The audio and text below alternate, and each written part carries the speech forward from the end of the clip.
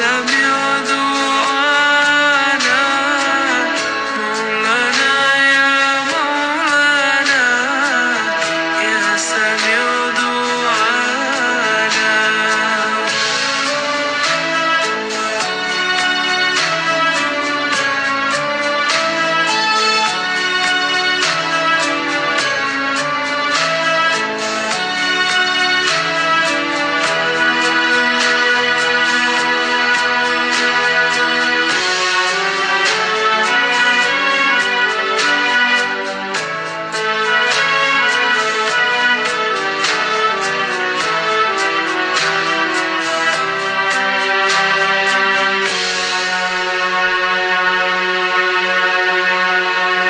Terima sembah sujudku, terimalah doaku, terima sembah sujudku, izinkan ku bertaubat.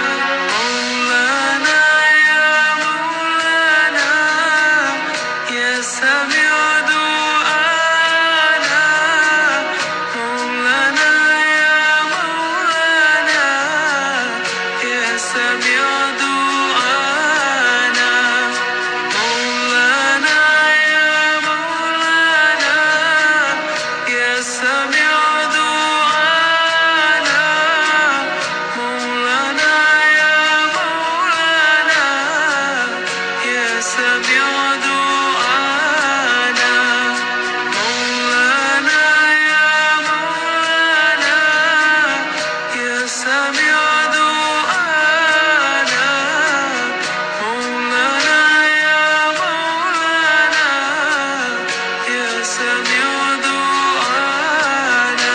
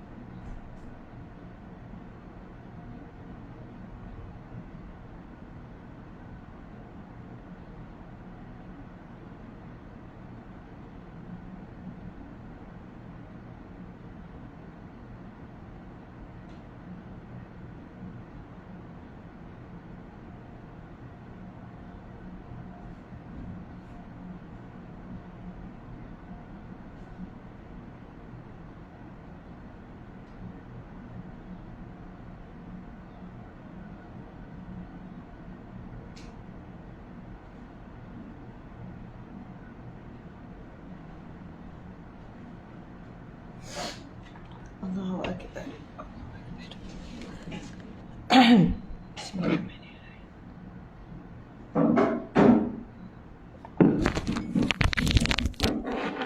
Auzubillahiminasyaitonirrajim. Bismillahirrahmanirrahim.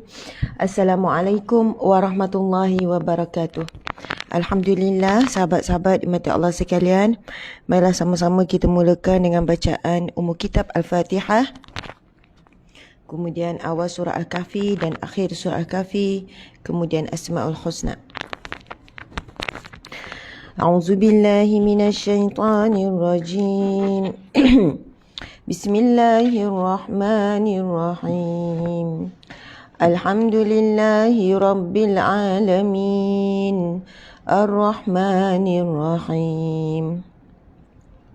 Maliki yaumiddin. Iyyaka na'budu wa iyyaka nasta'in. Ihdinas siratal mustaqim. Siratal ladzina an'amta 'alaihim ghairil maghdubi 'alaihim waladdallin. Amin. أعوذ بالله من الشيطان الرجيم بسم الله الرحمن الرحيم الحمد لله الذي أنزل على عبده الكتاب ولم يجعل له عوجا قيما لينذر بأسا شديدا من لدنه ويبشر المؤمنين الذين يعملون الصالحات أن لهم أجرا حسنا ماكثين فيه أبدا وينذر الذين قالوا اتخذ الله ولدا ما لهم به من علم ولا لآبائهم كبرت كلمة تخرج من أفواههم إن يقولون إلا كذبا فلعلك باخع نفسك على آثارهم إن لم يؤمنوا بهذا الحديث أسفا إنا جعلنا ما على الأرض زينة لها لنبلوهم أيهم أحسن عملا وإنا لجاعلون ما عليها صعيدا جرزا أم حسبت أن أصحاب الكهف والرقيم كانوا من آياتنا عجبا إذ أوى الفتية إلى الكهف فقالوا ربنا آتنا من لدنك رحمة وهيئ لنا من أمرنا رشدا بسم الله الشيطان الرجيم وعرضنا جهنم يومئذ للكافرين عرضا الذين كانت أعينهم في غطاء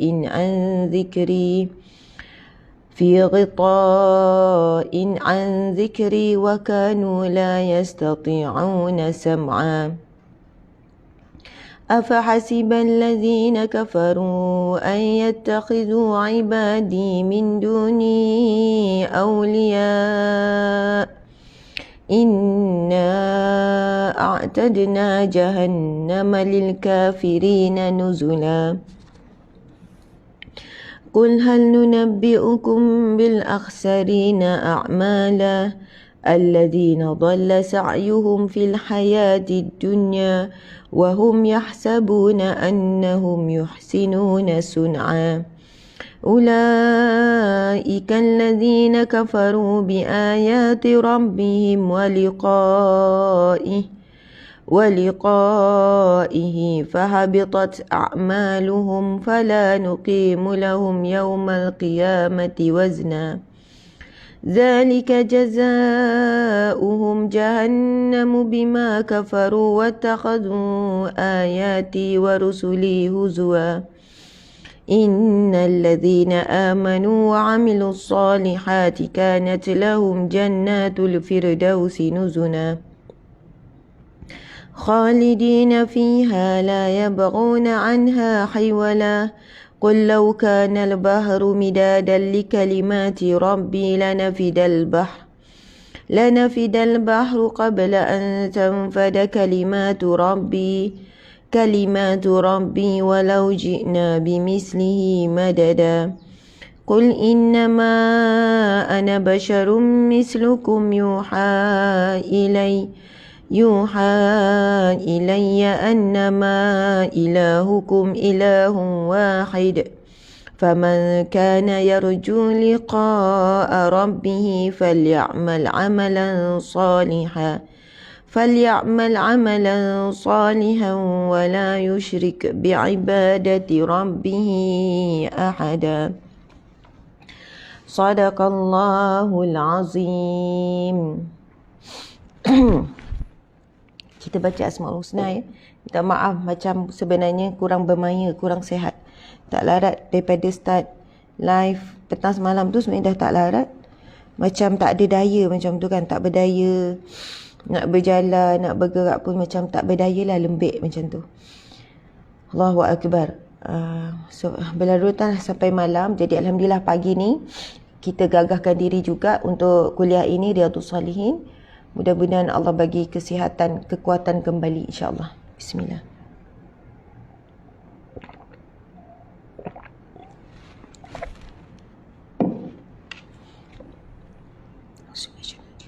نسألك يا من هو الله الذي لا إله إلا هو الرحمن الرحيم الملك القدوس السلام المؤمن المهيمن العزيز الجبار المتكبر الخالق البارئ المصور الغفار القهار الوهاب الرزاق الفتاه العليم القابض الباسط الخافض الرافع المعز المذل السميع البصير الحكام العدل اللطيف الخبير الحليم العظيم الغفور الشكور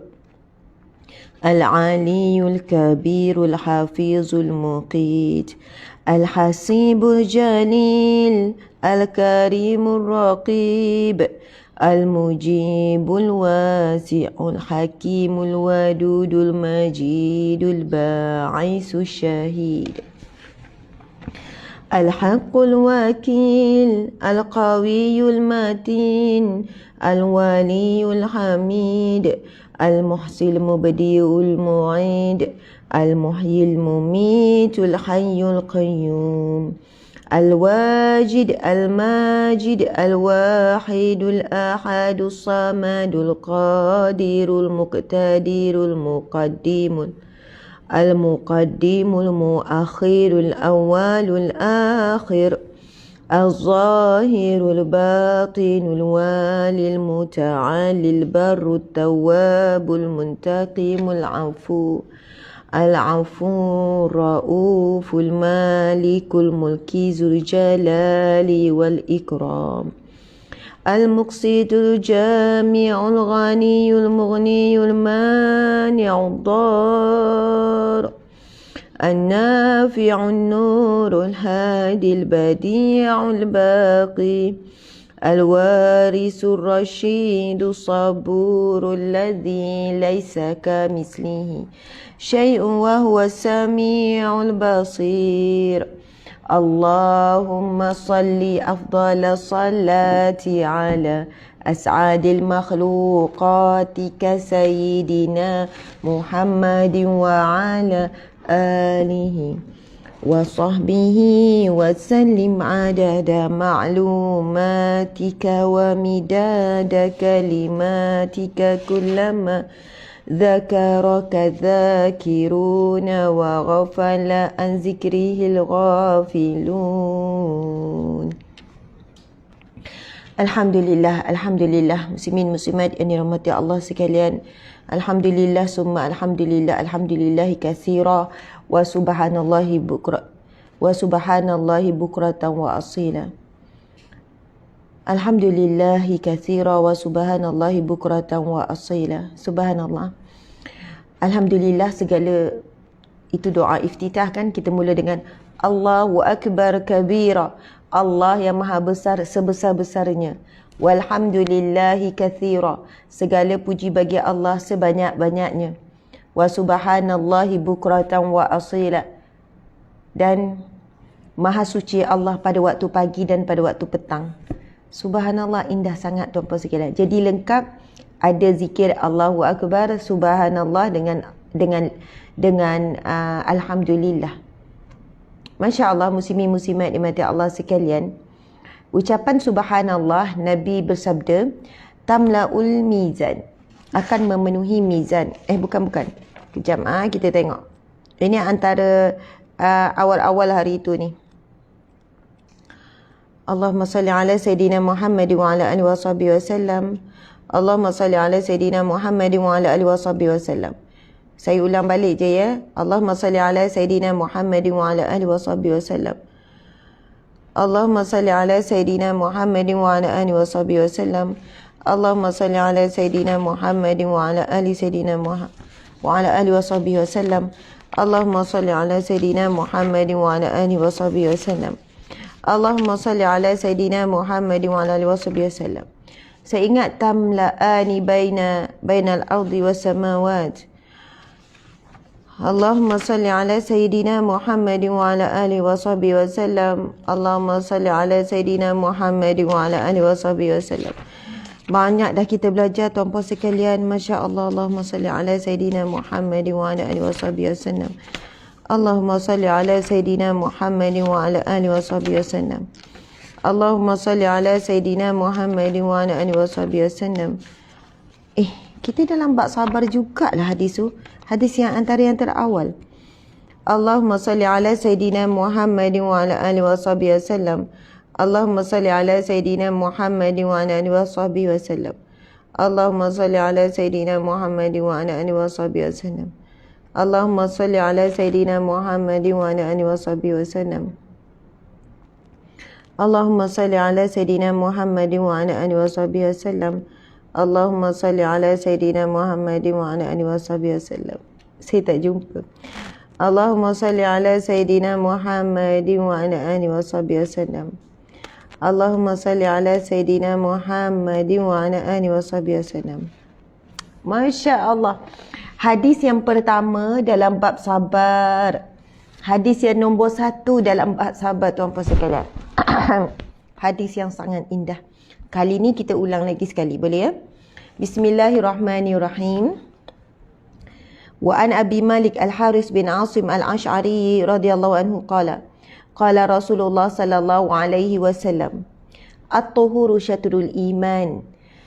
Kebersihan sebahagian daripada iman. Nabi kata, at-tuhuru syatrul iman, kebersihan sebahagian daripada iman.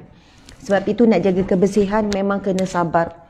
Nak pastikan pejabat bersih, rumah bersih, nak pastikan bilik bersih, nak pastikan baju bersih, kena sabar. Basuh, jemur, lipat, sangkut, gosok bukan perkara yang mudah. Kalau tak ada iman, kita jadi mudah nak marah, hilang sabar. Nak pastikan rumah dalam keadaan bersih, tersusun, dalam keadaan ada anak-anak, dalam keadaan suami yang kurang membantu. Kalau tak ada iman, kita tak mampu tuan-puan sekalian untuk tetap tenang, sabar. Mungkin kita dah frust, kita pun dah malas dah nak uruskan rumah. Contoh kan tuan-puan sekalian. Semua itu memerlukan kesabaran. Kesabaran ia berbenih daripada benih iman. Iman itu benih. Dia akan membenihkan apa? Kalau suburlah iman tuan-puan sekalian, hasil daripada benih iman akan menumbuhkan pokok ataupun dahan. Menumbuhkan dahan, pokok, batang. Sabar, redha, bersangka baik, lemah lembut, pemaaf, penyantun. Semua itulah. Semuanya datang daripada benih iman. Iman ni macam mana tuan-puan sekalian nak dapat iman ni? Tuan-puan sekalian, kita perlu dengan ilmu. Sebab itu kita belajar. Bila kita belajar tentang adanya syurga, adanya neraka. Bila belajar tentang adanya azab kubur dan nikmat kubur. Adanya kematian yang husnul khatimah dan su'ul khatimah. Kematian baik dan kematian yang buruk. Kita belajar tentang adanya rahmat Allah dan juga kemarahan dan kemurkaan Allah. Kan, itulah namanya adanya syurga, adanya neraka. Semuanya ada pro and contra. Semuanya ada sesuatu yang kita sebut at-tarhib dan at-targhib. At-targhib ni berita-berita yang menggembirakan. At-tarhib pula berita-berita yang menakutkan. Kita tak boleh hanya bercerita tentang syurga dan keindahannya. Kita tak boleh hanya bercerita tentang neraka dan penyiksaan, azabnya. Kerana Allah menyediakan di dalam Al-Quran, Allah berfirman, wahadainahun najdain, kami hadapkan kamu dua jalan. Mesti ada dua jalan. Kamu sedang menuju kepada jalan yang dimurkai oleh Allah ataupun jalan yang mendapat rahmat kasih sayang Allah. Kamu sedang meniti jalan menuju ke syurga Allah ataupun kepada neraka Allah. Maka itu adalah pilihan kita berdasarkan pemberian Allah terhadap akal kita. Akal kita kalau sihat menyuruh kita apa? Untuk mencari ilmu. Dan bila kita baca hadis-hadis Nabi, iman kita bertambah tuan-puan sekalian. Iman, sistem kepercayaan dalam diri kita itu bertambah. Bertambah percaya tentang alam ghaib yang kita dengar, yang kita baca. Alam-alam ghaib tersebut benda yang tidak boleh dilihat saat kita hidup. Namun setelah kita mati, kita barulah melihat benar-benar suasana alam kubur. Kan, memang benar wujudnya malaikat Munkar dan Nakir. Tetapi pada hari ini tidak ada seorang pun yang telah mati bangkit semula menceritakan pengalamannya di alam kubur. Tidak ada. Tidak ada seorang pun, kan, walaupun dia minta nak kembali kepada Allah untuk kembali semula beramal soleh, tidak ada tuan-puan sekalian. Tak ada testimoni. Oh, saya daripada alam kubur, saya minta Allah bagi saya hidup balik. Tapi bagi 5 minit je. Saya cuma nak cakap sesungguhnya azab kubur itu benar, persoalan Munkar dan Nakir itu benar. Persoalan yang akan ditanyakan, ma rabbuka, siapa Tuhan kamu, ma dinuka, apa agama kamu, man nabiyuka, siapa nabi kamu, man ikhwanuka, siapa ikhwan kamu, saudara kamu, ma kitabuka, apa kitab kamu, Al-Quran kitabi. Tidak ada orang yang nak mengesahkan bahawasanya perkara-perkara yang disebutkan yang akan berlaku di alam gaib itu benar-benar berlaku, kecuali kita semua meninggal dunia tuan-puan sekalian. Namun kita ada suluhan ilmu. Kerana itu surah pertama iaitu Al-Alaq, dan ayat yang pertama, perkataan pertama, Allah mulakan wahyunya dengan perkataan Iqra. Al-Quran ada berapa ratus ribu perkataan, ada berapa ratus ribu huruf, ada surah 114. Tetapi perkataan yang Allah pilih menjadi wahyunya yang pertama adalah satu perintah. Satu perintah.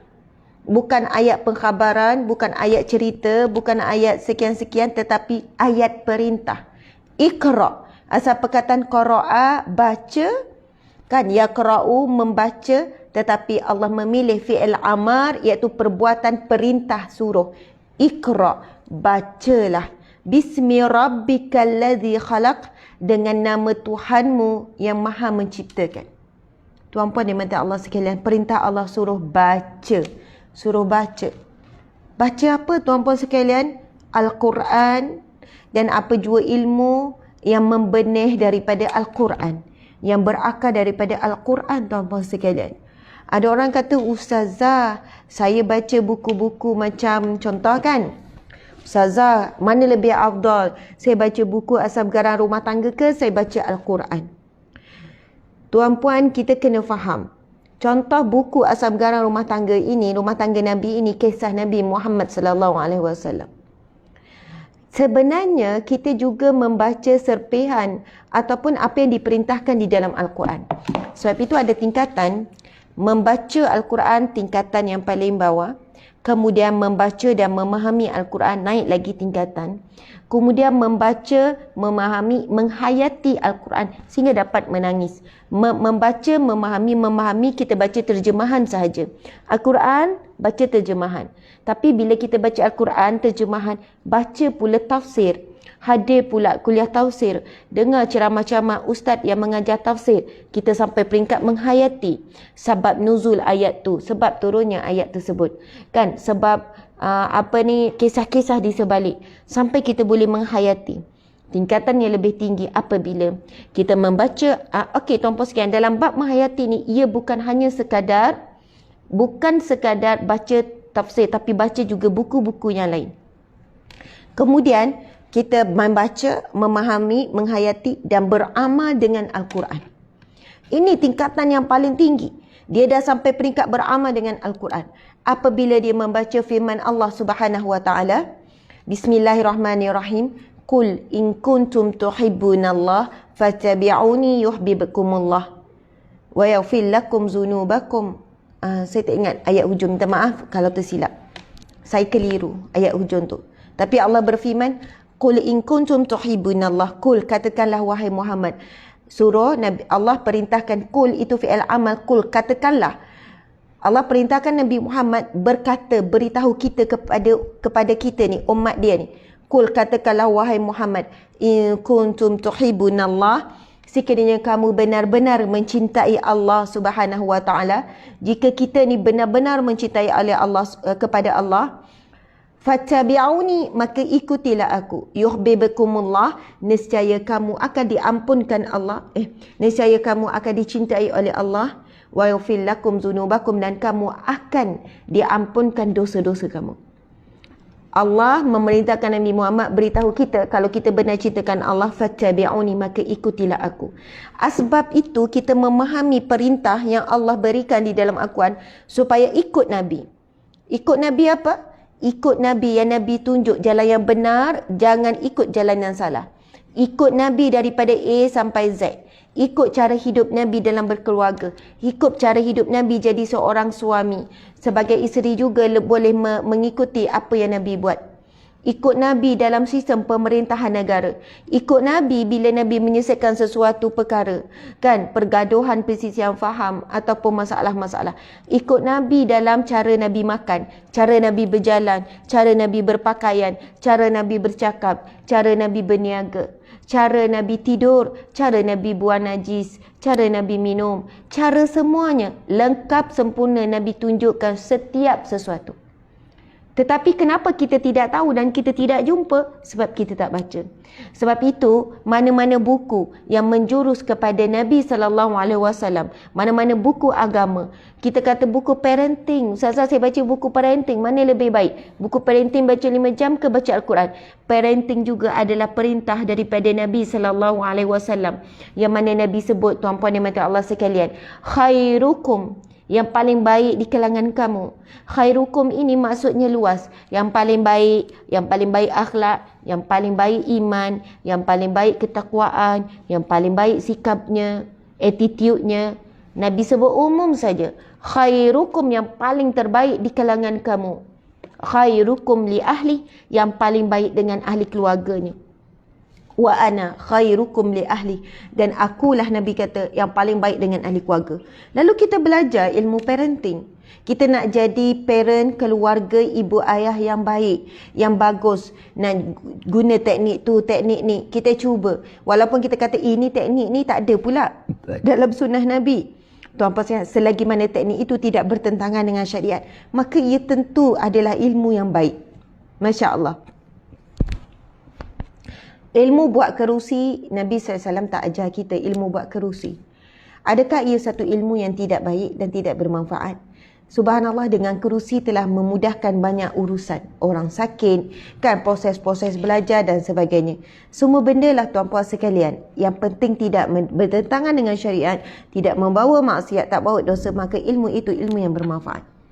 Jadi Alhamdulillah, dalam fasa kita menghayati Al-Quran dan juga beramal dengan isi kandungan Al-Quran, maka sudah tentu kita memerlukan ilmu-ilmu yang lain yang akan menguatkan keimanan kita. Bahkan ilmu sains, ilmu geografi, ilmu sejarah, semuanya itu bukan ilmu yang sia-sia. Yang akhirnya akan menjurus kepada punca ilmu itu, iaitu Al-Quran. Allah mulakan perkataan yang pertama, Iqra, bacalah. Bismi rabbikal ladzi khalaq, dengan nama Tuhanmu yang maha menciptakan. Maka mudah-mudahan bukan hanya membaca, kita buat apa saja pun Bismillah, Bismillah, Bismillah. Nak minum Bismillah dengan nama Allah. Tuan-puan sekalian, kelebihan membaca Bismillah, bila kita buat apa saja, kita akan dapat pertolongan Allah, perlindungan Allah, rahmat Allah, kasih sayang Allah. Allah akan mudahkan urusan kita. Nak jemur kain, Bismillah. Ustazah perlu baca penuh tak? Bismillahirrahmanirrahim. Kalau baca penuh, afdal. Tapi kalau baca Bismillah saja, sudah cukup. Bismillah, dengan nama Allah. Dah cukup dah. Macam Allah perintah, Iqra bismi rabbikal ladzi khalaq. Bacalah dengan nama Tuhanmu yang maha menciptakan. Khalaqal insana min 'alaq, yang menciptakan insan, manusia, kita semua ini daripada seketul, daripada sebuku darah.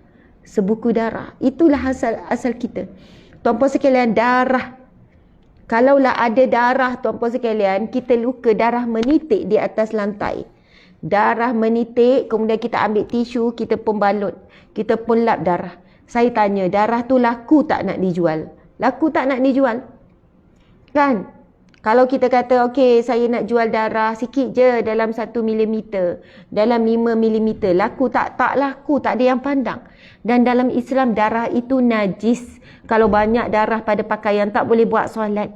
Darah itu di kalangan bukan sekadar kotor, darah itu dalam kategori najis mutawassitah. Najis. Dan Allah sebut, dalam firman-Nya, Bismi rabbikal ladzi khalaq, Iqra bismi rabbikal ladzi khalaq, khalaqal insana min 'alaq, yang menciptakan manusia daripada seketul darah beku. Itulah hasil kejadian kita dalam bentuk yang kotor hina. Subhanallah. Lalu Allah ciptakan seterusnya. Next Allah ciptakan. Kan darah beku tu kan lama-lama jadi ada tulang, lepas tu dibalut, kemudian diberi wajah, diberi semua. Setelah lahir Allah beri akal, Allah beri penglihatan, Allah ya alim beri ilmu, Allah ya basir beri penglihatan, Allah ya hakim yang maha bijaksana kan. Allah yang maha bijaksana berikan kita mampu bercakap. Lama-lama kita menjadi semakin mulia dengan ilmu, kedudukan, dengan harta, dengan pangkat semua. Kita lupa asal kejadian kita adalah darah beku daripada air mani. Air mani juga dalam kategori kotor. Mazhab Syafi'i kata air mani itu bersih, tapi mazhab lain menyebutkan air mani itu najis. Okey, subhanallah, tuan-tuan dimati Allah sekalian. Setelah Allah berikan semua yang kita nak, kita dah lupa bahawa kita pernah minta, Allah dah bagi. Tuan-tuan perasan tak? Banyak benda yang kita dah minta 10 tahun lepas, Allah dah bagi semua dah. Berperingkat Allah bagi. Berperingkat. Dulu kita tak terfikir kan, tapi kita minta dengan Allah. Kalau kita hitung balik apa yang kita dapat hari ini, cuba ingat. Bang, apa yang kita minta hari ini, apa yang kita minta 10 tahun lepas lah. Apa yang kita pernah harap masa 15 tahun lepas lah. Masa yang kita minta masa sekolah menengah dululah. Tapi kita tak sedar, tuan-puan sekalian. Yang kita sedar, kita ingat apa yang kita minta hari ini yang belum dapat. Tapi kita tidak sedar apa yang kita minta 10 tahun lepas, Allah dah bagi, dah berperingkat.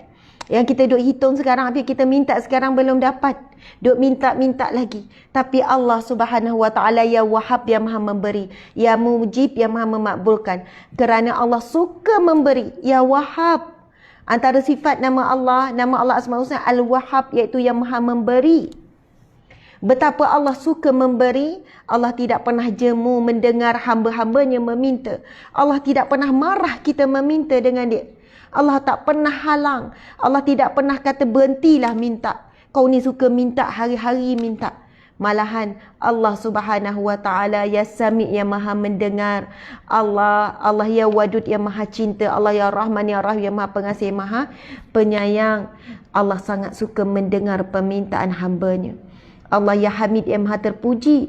Allah suka hamba-hambanya memuji dia. Subhanallah. Sebab itu setiap kali kita solat, kita disarankan membaca apa? Doa iftitah.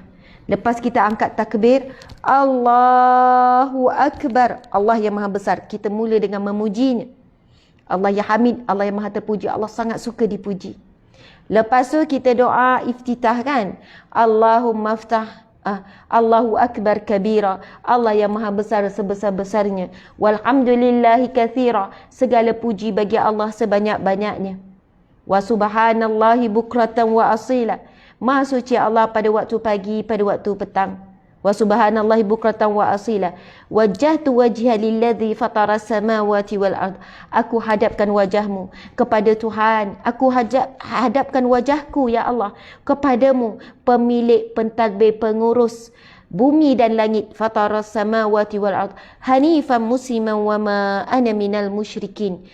Hanifan secara menunduk diri, musliman menyerah diri, dan aku bukan orang yang mensyirikkanmu ya Allah.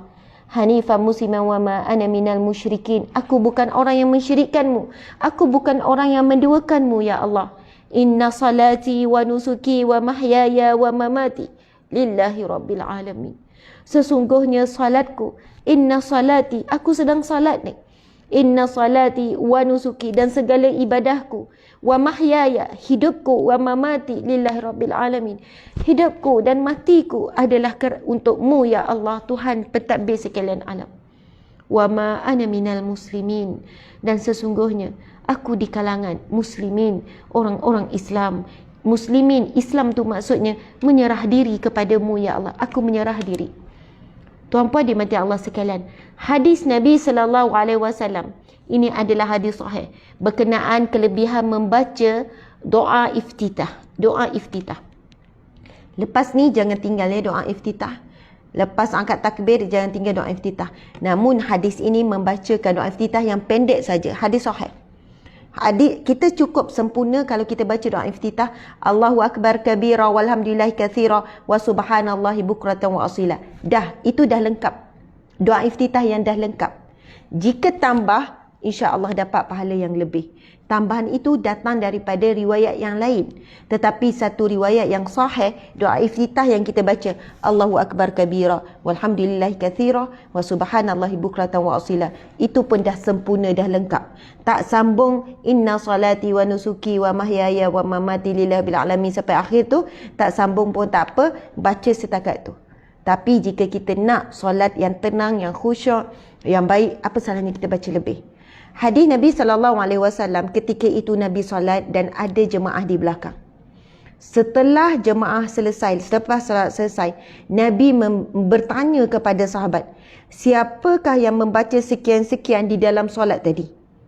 Apa dia sekian-sekian itu? Nabi tanya, siapa yang membaca tadi ketika solat, Allahu Akbar kabira walhamdulillahi kathira wa subhanallahi bukratan wa asila. Lalu ada seorang sahabat menjawab, aku ya Rasulullah, saya ya Rasulullah yang membaca seperti itu setelah angkat takbir Allahu Akbar kabira. Lalu Nabi pun berkata, sesungguhnya ketika kamu membacanya, langit sedang dibuka oleh Allah. Langit terbuka. Subhanallah.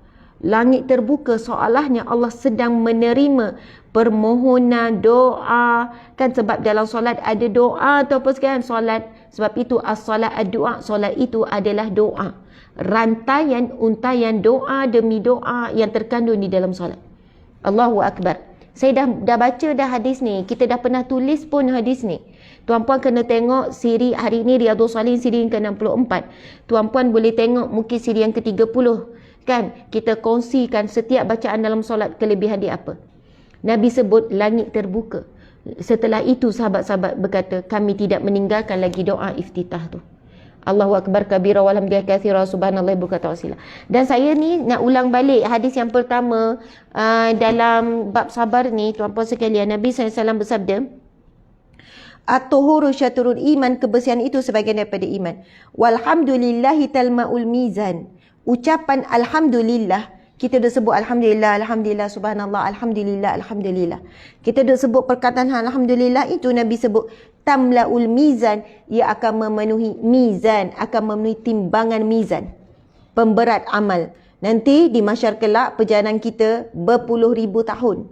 Kan kata hisab pun lama sampai di mizan untuk timbang amal soleh, amal baik, tuan-puan sekalian. Amal soleh, amal baik dan amal keburukan, dosa, amal jahat yang dilakukan, kita semua ada amal-amal tersebut. Jangan kata kita ada amal baik sahaja, tuan-puan sekalian. Nabi sebut walhamdulillah tamla'ul mizan, ucapan alhamdulillah akan memenuhi mizan. Namun bukan sekadar alhamdulillah, alhamdulillah, alhamdulillah, alhamdulillah, alhamdulillah, alhamdulillah. Sudah tentu ucapan alhamdulillah itu perlukan pembuktian. Kerana itu saya bimbang ada orang mempermudah-mudahkan. Dia tak solat, dia tak tutup aurat, dia tak jaga ikhtilat. Tapi dia kata dia zikir banyak, alhamdulillah, istighfar dan sebagainya. Dan dia kata bukankah alhamdulillah itu akan memenuhi timbangan mizan? Maka besok walaupun dia tak solat, tetapi sebab banyaknya timbangan mizan, maka dia menyangkakan, dia congak sendiri, dia fikir dengan akal, maka dia akan masuk syurga. Walaupun dia tidak mentaati perintah Allah. Tuan-puan sekalian, alhamdulillah adalah ungkapan syukur. Segala puji bagi Allah. Kita sedang mensyukuri Allah. Dan tingkatan syukur ini perlu dituruti dengan apa? Sebab itu kita sebut tanda kita bersyukur kepada Allah adalah apabila kita mentaati perintah Allah dan kita meninggalkan larangan Allah. Kita mentaati perintah Allah, kita meninggalkan larangan Allah. Itulah petanda kita mensyukuri Allah. Samalah seperti kita berterima kasih pada ibu ayah, kita buat apa yang mak ayah suka, kita tak buat apa yang mak ayah tak suka.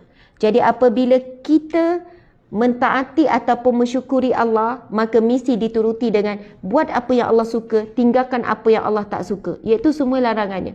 Sebab itu tidak cukup dengan alhamdulillah, alhamdulillah, nama itu sama bermaksiat kepada Allah. Jadi Nabi SAW menyebutkan at-tuhuru syatrul iman walhamdulillah tamla'ul mizan, akan memenuhi mizan, wa subhanallah walhamdulillah tamla'ani au tamla'u ma bainas samawati wal ard. Nabi sebut, ini dalam bab sabar juga, Nabi sebut, Nabi bersabda, sesungguhnya ucapan subhanallah, alhamdulillah, pahalanya akan memenuhi antara bumi dan langit. Subhanallah, tuan-puan sayang. Sebab itu kena banyak jalan-jalan sambil masak, sambil dalam kereta sebut subhanallah walhamdulillah. Maha suci Allah, subhanallah, alhamdulillah, segala puji bagi Allah. Pahalanya akan memenuhi di antara langit dan bumi. Tuan-puan sekalian, keluasan bumi berapa? Dan bumi ke langit pula berapa? Tidak ada manusia yang boleh ukur. Tidak ada kemajuan teknologi yang boleh mengukur jarak bumi dengan langit. Kerana tidak ada lagi manusia atau teknologi yang boleh capai kepada langit. Yang kita nampak itu awan. Langit ni dia tinggi lagi daripada bumi, tinggi lagi daripada galaksi Bima Sakti, tinggi lagi daripada semua angkasa raya. Tuan-puan sekalian, langit tempat tinggalnya para malaikat, tempat tinggalnya para nabi, para roh-roh orang soleh dan sebagainya. Kan Nabi Isa berada di langit. Tidak ada manusia yang boleh capai kepada langit. Jadi kita tak boleh nak bayang betapa banyaknya pahala bila kita mengucapkan dengan hati yang ikhlas, dengan benar-benar memuji Allah. Subhanallah, alhamdulillah, segala puji bagi Allah. Alhamdulillah, segala puji bagi Allah. Tuan-puan sekalian, kalaulah kita puji mak kita kan, Umi ni baik, Umi baik, Umi baik. Waktu yang sama kita menyakiti ibu kita. Kita buat apa yang ibu rasa kecewa, sedih, terasa hati, tapi kita puji. Umi ni baik, Umi ni Umi yang terbaik, ibu yang terbaik. Tapi dalam masa sama kita selalu menyakiti hati dia. Akhirnya mungkin ibu kita kata, berhentilah puji mak. Berhentilah puji Umi ni. Berhenti, tak payah puji-pujilah. Kamu selalu menyakitkan hati ibu. Kamu selalu menyakiti dan buat ibu sangat sedih dan kecewa. Pujian kamu tu dah tak bererti dah. Ini saya bagi gambaran sesama manusia lah, tuan-puan sekalian ya. Puji suami tapi buat apa yang suami tak suka. Kan? Ikutlah buat apa. Bergaul bebas sampai tingkat curang, malas, tak masak, tak jaga diri. Suami kata pakailah tutup aurat, tetap juga dia dah aurat. Contoh ya, tuan-puan sekalian. Masya Allah, Allahu Akbar. Tapi duk puji, bang awak suami terbaik gini-gini. Awak tak payah puji saya lah. Sebab itu saya sebutkan, kita jangan mempermudah dengan cukup, oh subhanallah, alhamdulillah, oh mudahnya dapat pahala banyak antara langit dan bumi. So, kita tak perlu buat perkara yang lain ya. Itu pun dah cukup banyak dah nak masuk syurga. Tuan-tuan, kita bimbang ada penghalang-penghalang pula. Sebab itu bila kita memuji Allah, puji yang sebenar. Dalam waktu kita memuji Allah, jangan menyakiti Allah. Jangan menghina Allah. Jangan berlawan dengan Allah. Jangan melawan Allah. Maksudnya apa? Tinggalkanlah apa yang Allah larang. Macam itulah tuan-puan sekalian.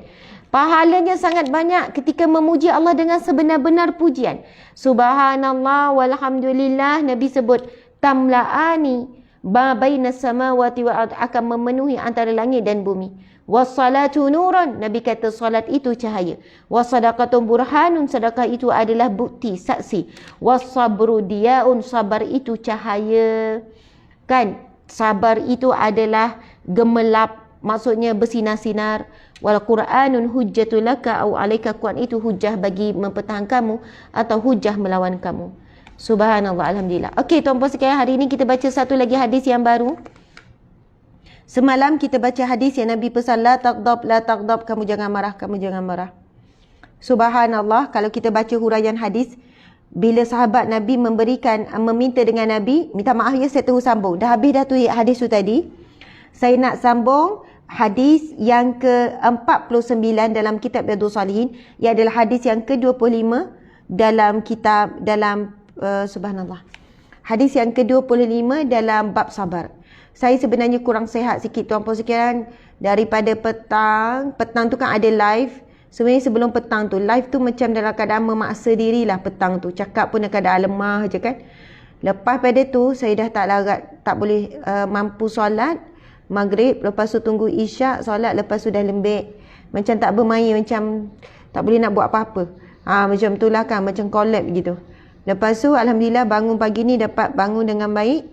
Lepas tu itulah dia macam slow, macam tak larat, tak bermaya sikit ya. Saya mohon maaf dan mudah-mudahan Allah beri kesembuhan kepada saya dan kepada sahabat semua.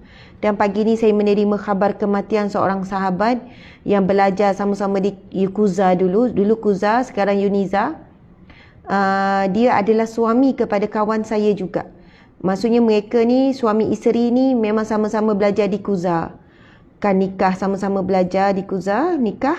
Jadi yang muslimat tu saya kenal walaupun bukan sama pengajian Islam. Masya Allah. Lepas tu suami pun saya macam ingat-ingat lah, orang yang dikenali, orang baik, orang soleh. Subhanallah, meninggal dunia muda lagi lah, sebaya dengan saya, umur 38 kan. Batch yang sama, umur 38. Subhanallah. Semalam pula saya baca ada satu kisah. Ada satu kisah ni, seorang kisah benar. Kisah benar. Mereka ni berdua kawan dalam perjalanan tuan-puan sekalian, dalam perjalanan. Lepas tu perjalanan dia tu sebenarnya sempat je nak sampai sebelum waktu habis. Kebetulan waktu sempat nak sampai tu waktu maghrib. Kebetulan sehari sebelum saya pun saya mengalami perjalanan yang sama, tuan-puan sekalian. Bila saya baca tu saya kata, ya Allah, relate-nya. Kawan saya ni dia tulis sebab ada penulisan di page Ustazah Asmat tentang kematian tu, tentang kematian kan. Kematian ni boleh berlaku bila-bila masa. Ramai yang ingat malam tu dia tangguhkan taubat, esok mati dah. Esoklah aku solat, esok dia akan disolatkan. Ada kan tazkirah tu, tim yang bantu tulis. Tuan-puan dimati Allah sekalian, saya baca tulisan kawan tu, dia relatekan dengan pesanan dalam page Ustazah Asma. Dia kata ada kisah yang berlaku dan kawan dia bercerita. Masa dalam perjalanan tu, dia dengan kawan ni kata, jomlah kita solat dulu maghrib. Walaupun ada yang, mungkin ada yang sebut, sempat kita sampai. Awal lagi kalau sampai pun. Mungkin kita sampai 7.45. Sempat je lah kalau nak solat dekat rumah. Kan, mereka sedang dalam perjalanan musafir. Tapi, ada hamba Allah ni kata, kita berhentilah solat dulu. Macam mana pun kita berhenti solat. Saya tak ingat cerita tu antara hamba Allah tu ke hamba Allah yang lain. Dia kata, kita berhentilah solat dulu. Tak apalah, walaupun sempat, tapi kita solat dululah, berhenti. Tuan-puan sekalian, mereka pun berhenti tunaikan solat maghrib secara sempurna. Teruskan perjalanan, aksiden berlaku. Sahabat tu meninggal dunia di tempat kejadian. Tak silap saya, sahabat yang ajak solat tu. Dan semuanya sangat sedih, sangat sedih tetapi gembira. Sedih sudah tentu dengan kematian yang mengejut. Tetapi rasa syukur, subhanallah, dia pergi dalam keadaan dia menunaikan solat, dia tunaikan solat maghrib. Tuan-puan sekalian, kalau diteruskan perjalanan dengan beranggapan sempat solat maghrib tetapi berlaku kematian yang mengejut seumpama itu, tuan-puan sekalian, Masya Allah, na'udzubillah. Sebab sebenarnya dah masuk waktu solat. Na'udzubillah jika ditulis sebagai sengaja meninggalkan solat maghrib. Dan bayangkan kalau kita mati dalam keadaan mengejut, dalam keadaan tidak menunaikan solat. Dan ia berlaku pada saya dalam 2 hari yang lepas, Encik suami, kami dalam perjalanan. Yang mana memang sempat sampai untuk solat maghrib. Sempat. Dah tengok Waze dan bukanlah lambat sangat. Awal lagi. Bukanlah awal sangat. Ia sempat sampai tengah-tengah. Tapi saya rasa macam tak sedap hati. Bila nampak jarak enak, bang, terus kita solat dulu. Sebab bukan apa, tuan-puan sekalian, dia macam ni. Kalau seorang, dia senang solat. Tapi masa tu, saya dengan 7 orang anak. Ada semua. Kami ni ada berjalan, bukan berjalan, maksudnya ada dalam kenderaan yang perjalanan ni dalam negeri, bukan rentas negeri ya, perjalanan ni dalam negeri, bukan rentas negeri. Jadi, tuan-puan sekalian, kalau nak ikut tu memang sempat.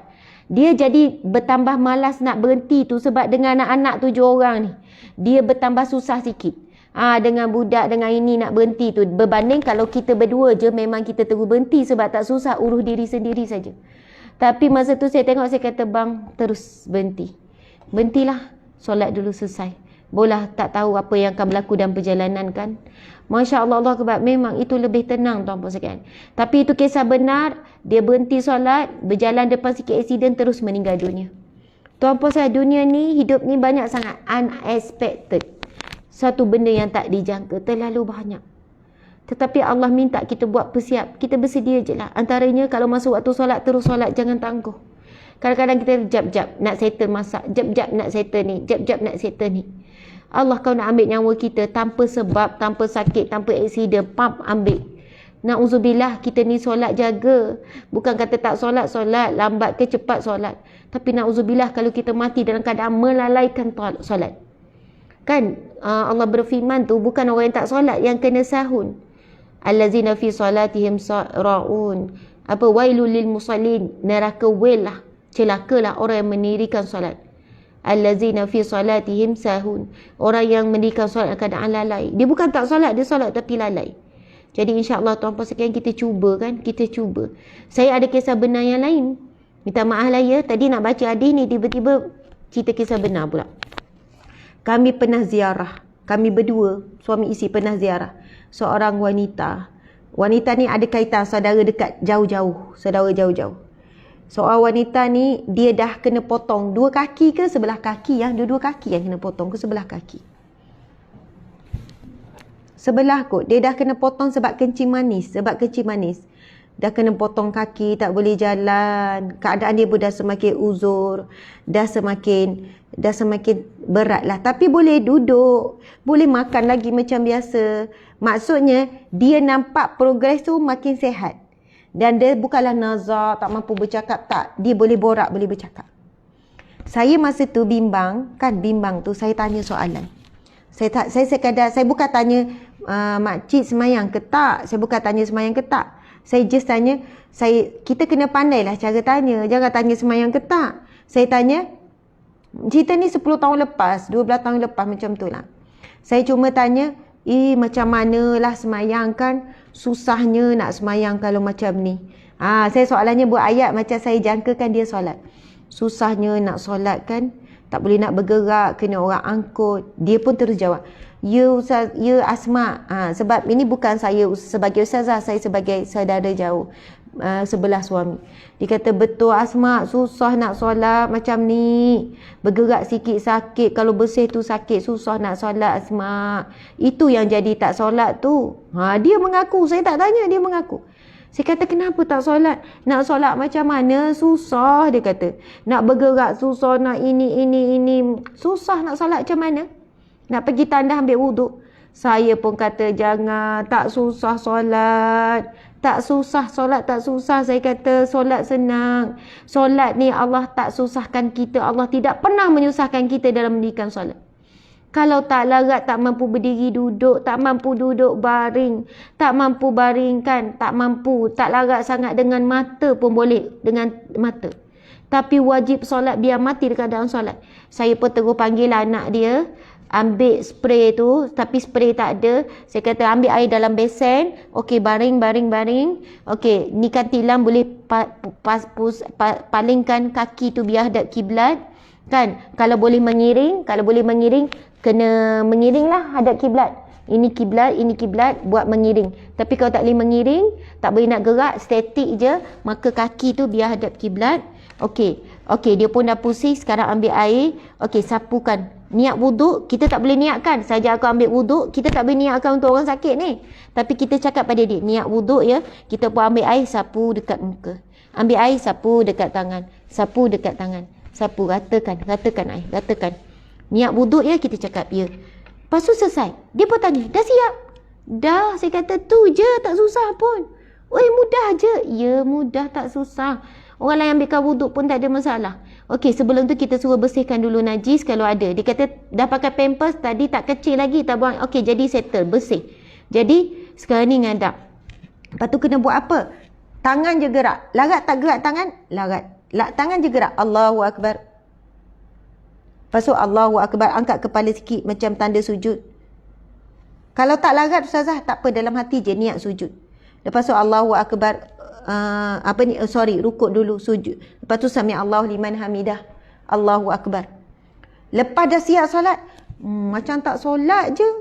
Macam rasa pelik, rasa macam dah confused, sujud ke, rukuk ke. Tak apa, saya kata tak apa. Allah Maha mengetahui. Makcik dah usaha, makcik dah buat sedaya upaya. Settle. Sah ke? Sah. Jangan fikir sah ke tak sah. InsyaAllah sah. Lagi besar pahala. Dah kadang sakit macam ni tetap solat. Tuan-puan tahu tak? Lepas seminggu dia meninggal dunia. Lepas seminggu ke lepas 2 minggu. Saya tahu dia meninggal dunia. Saya menangis. Saya kata syukur dia meninggal dunia keadaan solat. Tuan-puan sekalian tahu tak, ramai mana umat Islam yang berada di ward-ward sakit di hospital tu meninggal dunia dalam keadaan tak solat. Sebab apa? Dia rasa bila dia sakit, dia tak payah solat. Dia ingat nanti dia nak balik lepas sihat, dia nak balik semula, dia nak qada. Tapi meninggal dalam keadaan di hospital, tak sempat solat. Ahli keluarga malas nak ambil wuduk. Ahli keluarga malas 5 kali sehari. 5 kali bila time nak solat, nak tukar pampers, kan, nak tukar pampers, dia rasa malas. Dia cakap tak apalah ayah kan tak sihat, ayah tak boleh bangun, ayah tak solat pun tak apa, nanti balik semula kat rumah ayah solatlah balik. Subhanallah tuan-puan sekalian, saya cakap benda yang benar, perkara yang benar. Saya pernah jaga mak saya berminggu-minggu dalam ward cancers. Mak saya ketumbuhan tulang belakang, tak boleh nak bergerak. Ayah saya pun saya pernah jaga lama dalam ward kanser lelaki. Saya boleh lihat ramai umat Islam, ramai lelaki muslim yang tak solat, ramai wanita muslim tak solat. Sebab apa? Ahli keluarga tak berusaha keras untuk menunaikan solat, untuk bantu. Tetapi ada juga yang memang malas nak solat. Dia ingat dia sakit, dia lepas daripada tanggungjawab. Tuan-puan sekalian, kewajipan solat sampai sakit macam mana, kecuali koma saja. Tapi kalaulah dia boleh gerak lagi, kita tak boleh, mata tak boleh buka, tapi bila kita cakap, Umi, ibu dengar, dia tak boleh jawab ya tak. Kalau ibu dengar, angkat jari satu, dia pun boleh angkat jari. Angkat jari satu, dia boleh angkat. Kalau ibu faham apa saya cakap, ibu angkat jari saya, dia angkat jari. Lepas tu doktor kata, dia faham semua kamu cakap, dia dengar apa semua kan, tapi dia tak boleh nak bagi respon lagi.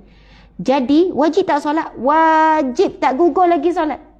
Jadi kita pun cakap, ibu, saya nak ambil wuduk untuk ibu ya. Dia pun, walaupun ibu tu kata, dia tak jawab nak, tapi kita ambil je wuduk. Ibu solat ya, dia pun angkat. Saya akan bacakan. Yang macam ni kita kena bantu. Okey, kita kata, ibu cuma ikut saja apa yang saya buat. Apa yang saya cakap, ibu ikut saja.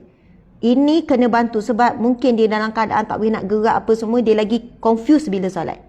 Kita pun baca sebelah dia. Okey, kita nak solat dah ni, ibu dah selesai wuduk. Ibu niat untuk salat zuhur ya. Ibu niat untuk salat zuhur. Kita baca Al-Fatihah saja. Dan saya akan baca sampai akhir. Kita duduk sebelah ibu ni, kita pun baca. Start pada awal macam solat. Allahu Akbar. Bismillahirrahmanirrahim. Alhamdulillahirrabbilalamin. Kita baca Allahu Akbar. Kita jangan pula selit. Rukuk ya ibu, rukuk. Tak payah. Kita baca je. Kita Allahu Akbar. Subhana rabbiyal a'la. Subhana rabbiyal azimi wa bihamdi. Subhana rabbiyal azimi wa bihamdi. Subhana rabbiyal azimi wa bihamdi. Sami'allahu liman hamidah. Rabbana walakal hamd. Dia tak gerak apa ni? Mata pun tak gerak, tangan pun tak gerak, semua tak gerak. Tetapi fikiran dia membayangkan dia solat. Mulut dia pun mungkinlah tak boleh gerak, tapi hati dia macam baca. Allahu Akbar. Subhana rabbiyal a'la wa bihamdi. Subhana rabbiyal a'la wa bihamdi. Subhana rabbiyal a'la. Allahu Akbar. Rabbi ufilli warhamni wajubunni warfa'ni wazukni wahdini wa'afini wa'fu anni. Allahu Akbar. Saya pernah buat tuan-puan sekalian. Masa tu ayah saya baru lepas pembedahan, tenat dan sebagainya. Tak boleh nak gerak, bedah 12 jam tuan-puan sekalian. 3 tempat bedah yang besar. Subhanallah, maksudnya kita kena bantu dia untuk berada, maksudnya boleh bayangkan. Tapi kalau dia diam je dalam hati, dia susah. Kita bantu saja tapi dia solat. InsyaAllah tuan-puan sekalian, Allah terima. Allah terima.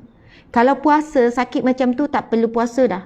Kalau ni sikit, tapi solat tak ada excuse.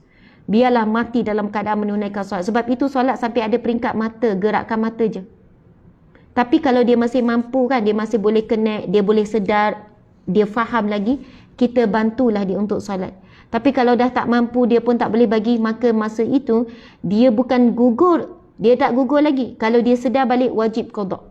Sedar balik esok, dia komalah sebulan, lepas tu sedar balik besok, dia kena wajib qada. Subhanallah. Itu beratnya solat berbanding. Tapi Allah bukan nak beratkan. Orang yang jaga solat, hadis Nabi SAW, barang siapa yang amalan pertama yang akan dihisap di padang mahsyar kelak adalah solat. Sekiranya selesai solat, amalan lain semua diterima. Subhanallah. Sebab apa? Kita kan fikir, kita ni banyak dosa, banyak benda lah kita nak fikir. Benda tu, benda ni, maksudnya banyak sangat perkara yang perlu ditaati. Ngumpat orang itu ni. Tetapi jika kita jaga betul solat tuan-puan sekalian, InsyaAllah itu jaminan terkuat untuk masuk syurga. Allah bukan nak susahkan kita. Allah nak beri kita ada satu penjamin untuk kita dapat masuk syurga. Solat, Al-Quran dan sebagainya. Kita jaga solat dalam keadaan sihat, dalam keadaan sakit. Orang yang sakit solat berganda lagi pahala. Sebab apa? Berganda sabar. Kita sehat pun kena sabar solat. Kalau tak sabar, tak solat kita ni. Ada waktu kita penat, ada waktu kita ngantuk, tapi solat juga Allahu Akbar, penat-penat. Sabarnya nak tunaikan solat. Allahu Akbar. Walaupun 5 minit, 10 minit tapi berat. Berat tuan-puan sekalian. Tengok cerita sejam, masak 2 jam, kemas rumah 2-3 jam sebab seronok walaupun penat. Tapi solat ia satu perkara yang berat. Syaitan dia paling kuat. Sebab itu 5 minit pun tak boleh khusyuk. 5 minit pun mesti duduk ingat dunia juga. Sebab syaitan paling kuat untuk halang kita, untuk serang kita. Kan berbondong-bondong sama ramainya syaitan. Dia akan ganggu kita mata waktu solat. Allahu Akbar. Tuan-puan dimati Allah sekalian, Masya Allah. Okey, saya kena baca juga satu hadis. Saya takut tak ada perkembangan. Okey, hadis yang ke-25 dalam bab sabar, hadis yang ke-49 dalam bab kitab Riyadhus Shalihin. Bagi saya 5 minit insya-Allah. Nabi sallallahu alaihi wasallam bersabda, "Wa an Abi Hurairah radhiyallahu anhu qala Rasulullah sallallahu alaihi wasallam, ma yazalul bala'u bil mu'mini wal mu'minati fi nafsihi wa waladihi wa malihi hatta yalqallahu ta'ala wa ma alaihi khati'ah." Rawah Tirmizi wa qala hadisun hasan sahih. Hadis sahih riwayat Tirmizi. Hadis hasan, hadis sahih riwayat Tirmizi. Yang bermaksud, diriwayatkan daripada Abu Hurairah radhiyallahu anhu bahawa beliau berkata, Rasulullah sallallahu alaihi wasallam bersabda, bala yakni ujian ataupun musibah sentiasa menimpa lelaki dan perempuan yang beriman. Bala ma yazalul bala, sentiasalah menurun, sentiasalah jatuh, sentiasalah kena bala kan, ataupun musibah ataupun ujian kepada orang mukmin lelaki dan orang mukmin perempuan fi nafsihi, pada dirinya. Bala ataupun ujian musibah tu kena. Nabi bersabda, sentiasa ujian dan musibah ini akan terkena, akan dikenakan, akan dijatuhkan, akan ditimpakan kepada orang mukmin lelaki dan orang mukmin perempuan, sama ada fi nafsihi, pada dirinya, wa walidihi, pada anak-anaknya, wa malihi, pada hartanya, hatta yalqallahu ta'ala, hatta yalqallaha ta'ala, sehingga dia bertemu dengan Allah Ta'ala, wa ma'alaihi khati'ah, dan dia tidak menanggung sebaran dosa. Subhanallah. Nabi kata, sesungguhnya sentiasalah diuji, sentiasalah ada bala, sentiasalah ada musibah kepada orang mukmin lelaki dan orang mukmin perempuan, sama ada kepada dirinya langsung ataupun kepada anak-anaknya ataupun kepada hartanya, sehingga dia wa ma alaihi khati'ah, sehingga dia dalam keadaan dia bertemu, sehingga dia hatta yalqallah ta'ala, sehingga dia bertemu dengan Allah, sehingga dia mati, sehingga dia kembali kepada Allah, wa ma alaihi khati'ah, pada dirinya tidak ada dosa. Tuan-tuan sekalian, dalam hadis ini Nabi sebut 3. Sama ada diuji pada dirinya, sakit, hatinya sedih, ada orang tikam belakang, ada orang fitnah, ada orang buat jahat pada dia. Pada dirinya langsung, kalau pada dirinya okey, tetapi Allah akan uji pada harta, pada anak dia. Anak melawan cakap, anak menyakiti hati, ataupun anak yang sakit, bukan kita yang sakit, anak yang sakit. Kalau bukan pada anak, Allah akan uji pada hartanya. Kereta aksiden, kereta hilang, rumah kena tarik, harta pada harta. Sebab Allah tahu inilah 3 perkara yang paling manusia cintai. Dan ketiga-tiga cinta ini akan diuji oleh Allah. Adakah kamu mampu melepaskan rasa cinta kamu kepada dunia untuk membuktikan rasa cinta kamu kepada Allah? Dan kita sedar bahawasanya apa yang kita cintai itu milik Allah abadi, bukan milik kita. Bila Allah ambil, adakah kita marah? Kita tahu, Allah tahu paling kita cintai 3 perkara. Diri kita. Manusia paling sayang diri dia. Kalaupun kata, bang, saya sayang awak lebih daripada diri saya. Sebab apa kita sebut ayat begitu? Sebab kita tahu dengan kehilangan suami itu, kita akan sakit. Kita tak akan mampu nak hilang dia. Sebab kita akan sakit. Hakikatnya kerana kita sayang diri kita. Kita tidak mahu kita sakit. Kita tidak mahu kita sedih. Dan besarnya kasih sayang kita pada suami, kita jaga dia. Sebab apa? Kita tak nak kehilangan dia. Besarnya kita sayang anak. Walaupun kita cakap, mak sayang kamu melebihi diri mak ya.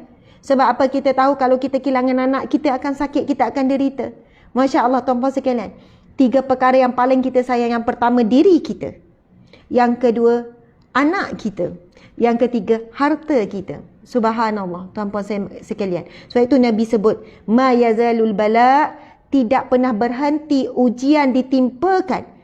Tidak pernah berhenti ujian, musibah, bala ditimpa bil mu'mini wal mu'minati, kepada orang beriman perempuan, orang beriman lelaki, fi nafsihi, pada dirinya, wa waladihi, pada anak-anaknya, wa malihi, ataupun pada harta. Kalau kamu tidak diuji direct pada diri kamu, kamu ada diuji melalui anak kamu. Kalau tak ada anak, kamu diuji dengan harta kamu. Hatta yalqallaha ta'ala, sehingga kamu bertemu dengan Allah setelah kamu mati, sehingga kamu kembali kepada Allah. Wa ma alaihi khati'ah, dalam keadaan diri kamu tidak ada dosa, tak berdosa, dosa semua gugur.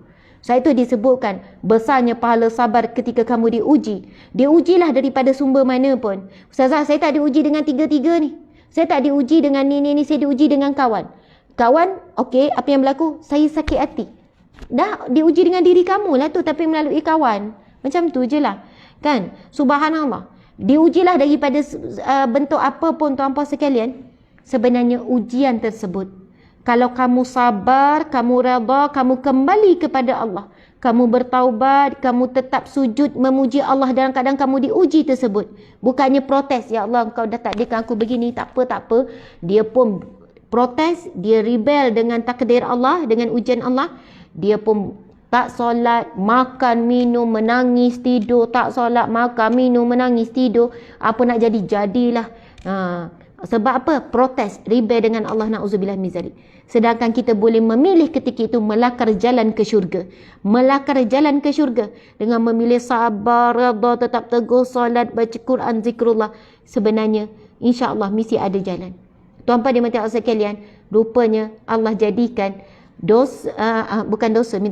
Allah jadikan ujian, musibah, bala itu adalah medium untuk bersihkan diri kita. Kalaulah kita boleh bayangkan ketika kita saat diuji, kan? Saya bagi bayangan ni umum saja, lepas tu kita stop. Minta maaf, masa dah terlebih. Kan Nabi SAW sebut, setiap dosa yang kamu lakukan ada titik hitam pada hati kamu. Tapi hati apa? Hati yang tidak boleh dilihat. Tapi bayangkan kalau titik hitam itu di wajah. Bila buat dosa, ada titik hitam. Titik hitam, titik hitam. Kalaulah titik hitam itu berada di wajah, Nabi sebut setiap kali kamu melakukan dosa akan ada titik hitam di hati. Sehinggalah titik hitam itu memenuhi hati, sehingga hati itu hitam, hati itu keras, hati itu kasar. Na'udzubillah min zalik, tuan-puan sekalian. Tapi benda itu tak nampak sebab alam ghaib. Tapi bayangkan sekiranya titik hitam itu di wajah. Percayalah, wajah saya pun penuh dengan titik hitam dosa. Penuh sampai tak ada ruang, sampai tebal. Tebal, tuan-puan sekalian. Saya percaya kalau titik hitam itu dititikkan di wajah, tak ada siapa yang mampu keluar daripada rumah. Sebab malunya ada banyak titik hitam pada wajah. Kita semua tak mampu nak keluar daripada rumah. Malu berkurung dalam rumah sebab masing-masing penuh dengan titik hitam dosa. Dan cuba bayangkan, setiap kali kita diuji oleh Allah, lalu kita sabar, kita redha, titik hitam itu berguguran turun. Turun. Masya Allah. Kita duduk menyapu. Sebab Nabi sebutkan, setiap kesedihan, setiap kekecewaan, setiap ketakutan, setiap kepenatan, penat, kan? Setiap kepenatan, semua itu akan menggugurkan dosa. Kita duduk nyapu rumah, bersih rumah, pasu masak, suami pun kata, yang awak ni saya nampak tak berhenti-henti 2 jam. Asyik mengamar asyik ni. Tak penat ke? Bang, penat. Tapi awak tengok tak? Dah banyak mana dah gugur dosa saya tu. Gugur. Tinggal sikit-sikit je lagi bang. Saya penat tapi saya nak sabar. Saya nak buat-buat ni. Saya tak nak marah-marah bang anak ni. Sebab banyaknya dosa. Pasu anak buat perangai, contoh kan. Sabar ni, tiba-tiba banyaklah jatuh ni, titik hitam ni. Pop. Rupanya besar ya pahala sabar dengan anak ni. Saya nak memilih sabar. Sampai habis. Alhamdulillah bang, dah habis dah titik hitam ni. Saya bagi contoh saja, bayangan kalau titik hitam tu kat muka dan kita boleh nampak bila kita sabar, dengan penat, dengan letih, dengan sedih, dengan apa ujian, tiba-tiba titik hitam tu jatuh, sudah tentu kita mampu sabar. Sudah tentu tuan-puan sekalian. Tetapi kerana tak nampak kita sedang dibersihkan Allah, tak nampak bila kita sabar dengan ujian, lalu kita sekarang ni sedang dibersihkan Allah, kan? Kita semakin bercahaya, kan? Sekian-sekian hati kita makin bersih, kita tak nampak. Dan itulah hakikatnya yang Nabi sebut dalam banyak hadis. Sesungguhnya saat kamu diuji, sabarlah. Kan sabar, kerana kalau kamu sabar dengan ujian, dengan apa ni, kamu mampu maafkan orang apa semua, kamu akan kembali kepada Allah dalam keadaan bersih dosa. Kalau bersih dosa, tuan-puan sekalian, insya-Allah masuk syurga tanpa dihisap. Nak hisap apa? Dah tak ada dosa, ada pahala saja. Masuk syurga tanpa dihisap, tak perlu nak hisap, dah tak ada dosa. Sebab itu cintanya Allah pada kita, dan hadis Nabi Nabi sebut, sesungguhnya apabila Allah mencintai seseorang, Allah mencintai suatu kaum, Allah mencintai seseorang, maka Allah akan berikan dia ujian. Jika dia redha, maka dia dapat redha Allah. Namun jika dia marah, maka dia dapat kemarahan Allah. Tuan-tuan dan puan-puan sekalian, boleh tak kita pilih? Kita pilih apa? Ya Allah, aku maafkan semua orang yang pernah menyakitiku. Ya Allah, aku maafkan orang yang mengkhianatiku. Ya Allah, aku maafkan orang yang telah membuat zalim terhadap diriku. Ya Allah, aku maafkan, ya Allah, mereka yang aku tidak tahu kenapa mereka buat begini kepadaku. Namun aku yakin sesungguhnya semua itu berlaku dengan izin-Mu, ya Allah. Ya Allah, aku maafkan orang yang menyihirku. Ya Allah, aku maafkan orang yang telah menyebabkan kematian orang yang aku sayang. Ya Allah, aku maafkan kerana-Mu, ya Allah. Ya Allah, sesungguhnya aku tidak kuat untuk memaafkan kerana mereka. Kerana mereka, tetapi sesungguhnya ya Allah, kerana-Mu aku kuat untuk memaafkan. Ya Allah, aku maafkan kerana syurga-Mu, ya Allah. Aku maafkan untuk mendapat redha-Mu, kerana aku sedar ya Allah, hakikatnya aku juga penuh dengan dosa. Aku juga banyak menyakiti hati orang dan kadang-kadang aku sedar dan tidak. Dan hakikat itu yang aku sedar, maka aku maafkan semua orang yang pernah menyakitiku. Siapa pun tuan-puan sekalian, ada orang ustazah, saya boleh maafkan semua orang kecuali bekas suami saya, kerana sakitnya teramat dalam. Saya setia, saya jadi isteri yang baik, saya cuba dan dia pun akui yang saya tak pernah menyakiti. Tetapi dia tinggalkan saya sekelip mata kerana seorang perempuan ustazah. Dia ceraikan saya, dia jatuhkan talak 3 ustazah. Saya tanya apa salah saya, dia cakap tak ada salah. Cuma dia nak hidup bersama dengan perempuan tu. Ustazah, sekelip mata, sakit teramat dengan anak-anak yang masih kecil. Saya kata, ya Allah, memang berat sangat ujian yang menimpa puan. Tapi lagi berat, lagi susah untuk puan maafkan dia. Lagi besar, lagi tinggi pahala kemaafan. Dan Allah sedang membentangkan jalan ke syurga. Puan nak pilih atau tidak untuk meniti jalan tersebut. Sebab itu disebut tuan-puan sekalian dalam firman Allah, siapa yang membalas kejahatan dengan kebaikan, walaupun dia buat perkara jahat, tetapi balas dengan kebaikan, iaitu memberi maaf, Allah akan berikan syurga. Kan dalam surah, saya tak ingat surah apa, Allah berikan syurga yang sangat tinggi, kan, sehingga para malaikat bila masuk ke dalam syurga tersebut, para malaikat berdiri di setiap penjuru dan disambut, salamun alaikum bima sabartum, salam sejahtera ke atas kamu disebabkan sabar kamu di dunia dahulu. Disebabkan sabar kamu di dunia dahulu. Tuan-puan dan mati Allah sekalian. Jadi, tuan-puan dan mati Allah, bila kita sabar, nanti akan disambut oleh para malaikat. Sabar banyak sangat, tuan-puan sekalian, ujian macam-macam. Kita tak boleh bandingkan ujian kita dengan ujian orang lain. Ujian aku lebih berat, ujian kau apa sangat?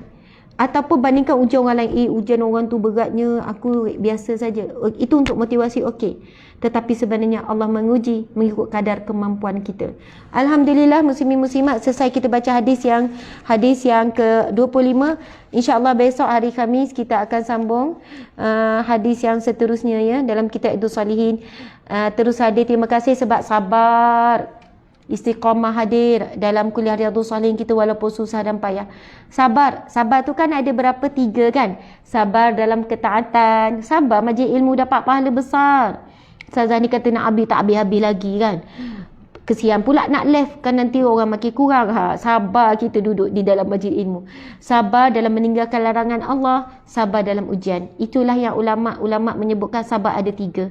Sabar dalam mentaati Allah, dah sabar dalam buat baik, buat amal soleh, sabar dalam tinggalkan maksiat, sabar dalam ujian. Sekian, wabillahi taufiq wal hidayah. Assalamualaikum warahmatullahi wabarakatuh. Astaghfirullahalazim wa atubu ilaih. Kita tangguhkan kuliah kita ini dengan tasbih kafarah dan surah Wal-Asr. Bismillahirrahmanirrahim. Subhanakallahumma wa bihamdika asyhadu an la ilaha illa anta astaghfiruka wa atubu ilaih. Bismillahirrahmanirrahim. Wal 'asr innal insana lafi khusr illa alladhina amanu wa amilu salihat wa tawasaw bil haqqi wa tawasaw bis sabr. Sadaqallahul azim. Terima kasih kepada lebih kurang 6,000 ya, tadi 4,000 dengan 2,000. Terima kasih banyak-banyak. Jumpa lagi esok.